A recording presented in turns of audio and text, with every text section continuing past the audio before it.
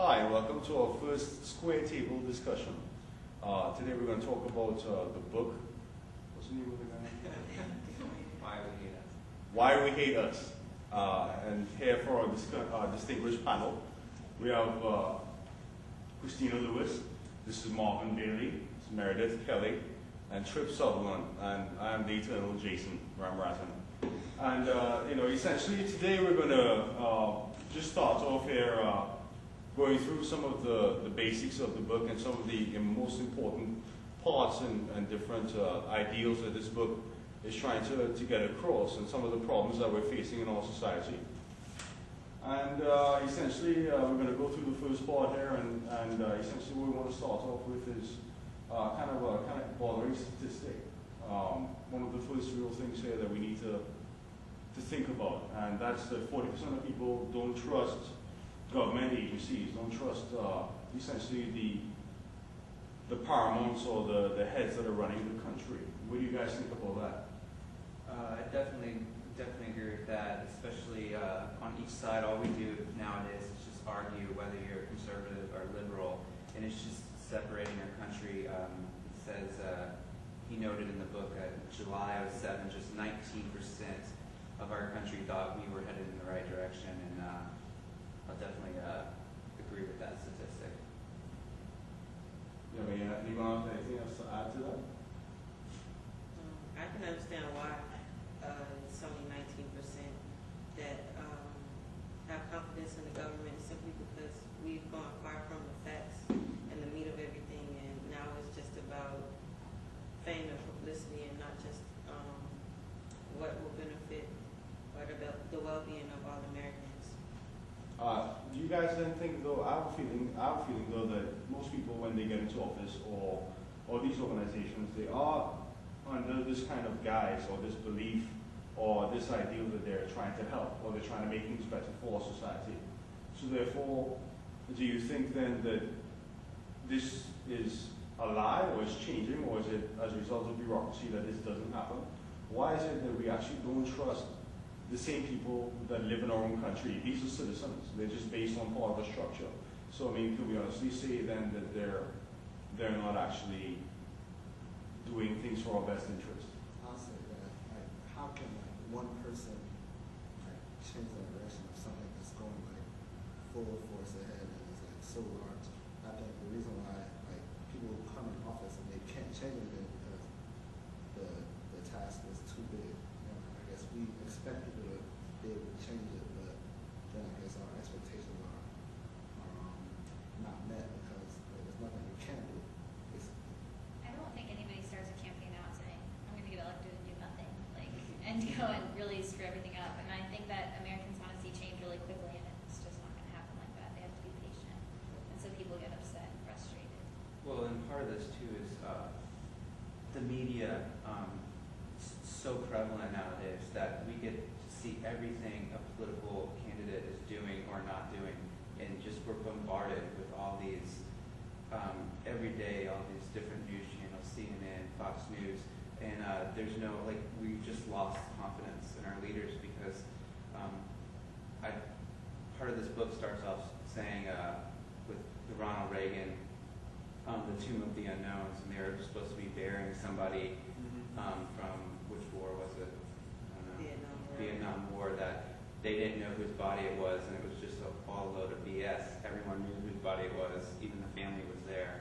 And then it goes into Clinton lying to us face to face, saying he didn't have sexual relations with Ms. Lewinsky, and it's just that kind of stuff that leads us to, lack of confidence in our leaders, and that's why 19% say that we're not going in the right direction. That was one of the best speeches ever. I'll never forget that. I did not have sexual relations with that woman.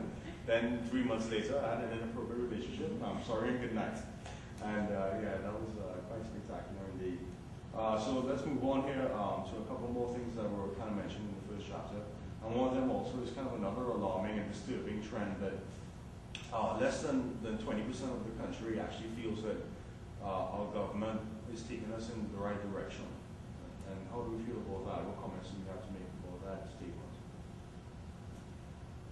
I think we've kind of already Yeah. covered a lot of that.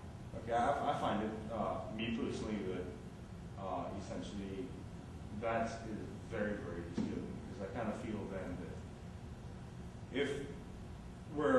if society is based on people and a country is based on people and what people want, and if most people actually don't believe that we're going anywhere fruitful to begin with, how then can we have a true democracy in a sense? If we put people in charge to designate how we would want things to be run, and they're not actually running things the way we want it to be done. It seems to me that every single time we have this kind of situation, we have a very, very strong backlash. I'll say with that, like, if so I think like a part of the book here was like people are hypocritical at the same time too. I think that a lot of people aren't heading in the right direction themselves, so how can you expect the government to be heading in the right direction and you yourself can't even put yourself heading in the right direction? A lot of us are heading in whatever direction is we're heading in. And so I don't think it's right for us to look at the government like we're not heading in the right direction and ourselves, we're not heading in the right direction. Whatever direction. People like to complain and then not do anything about it. They like to say that they don't like the president, but then they won't go vote, or they won't educate themselves enough to vote correctly. So. Yeah, this is very, very true. This is very, very true. We all want someone to look after us, but at the same time, we want no one watching at all. It's very, very interesting. And it kind of brings us to our next point: the hypocrisy of Americans, essentially. We are in many ways hypocritical. We want freedom, and we want the ability to do what we please, but at the same time, we don't want to give that freedom to everyone, because essentially that kind of freedom can also have many, many drawbacks, because you have to be responsible with the way you express yourself and the way that you have to live in society. I find it interesting. One of the most interesting things that I've seen is that we're a country based on this theory of revolution, this basis idea of lifting up and removing the person that's oppressive or whatever, and getting rid of that. Yet many people would see us now as that same kind of force in many parts of the world. And how do we feel about that, as with regard to this hypocrisy that we feel? I think as far as the hypocrisy goes in the media and the information revolution, I think information and technology can be a very good thing in the way that you get more knowledge. There's more information out there, but also it restricts us in a way, because that's where hypocrisy comes in. Like you can say one thing, but then when you're writing stuff and they tap into your emails and get your emails and post them to all these different places on the internet and stuff like that, people can see that you say one thing, but then you write an email to somebody else and you're labeled as a hypocrite after that. And so it enables us, but then it restricts us in a way, I'd say.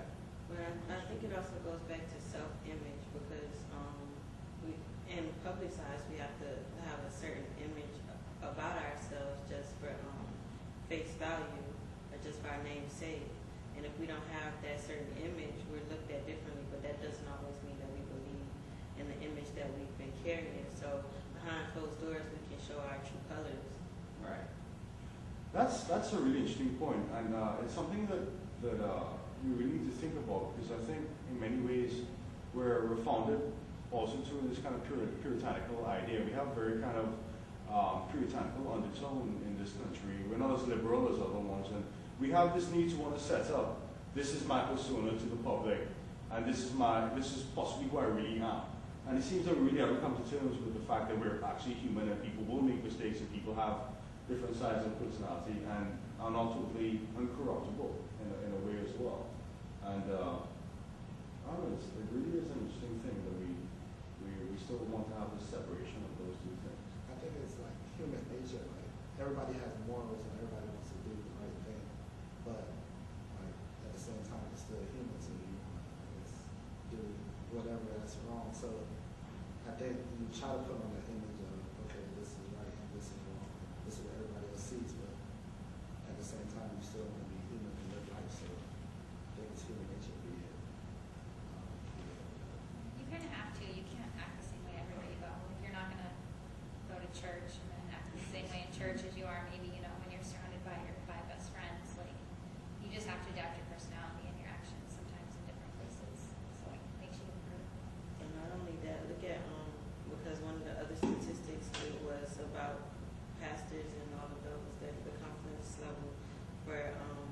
clergy has actually gone down. So, I mean, with everything that's happening, you preach one thing, but it's one thing when you're not living it. So that makes you a bigger hypocrite right there, especially when the public's looking at you as spiritual leaders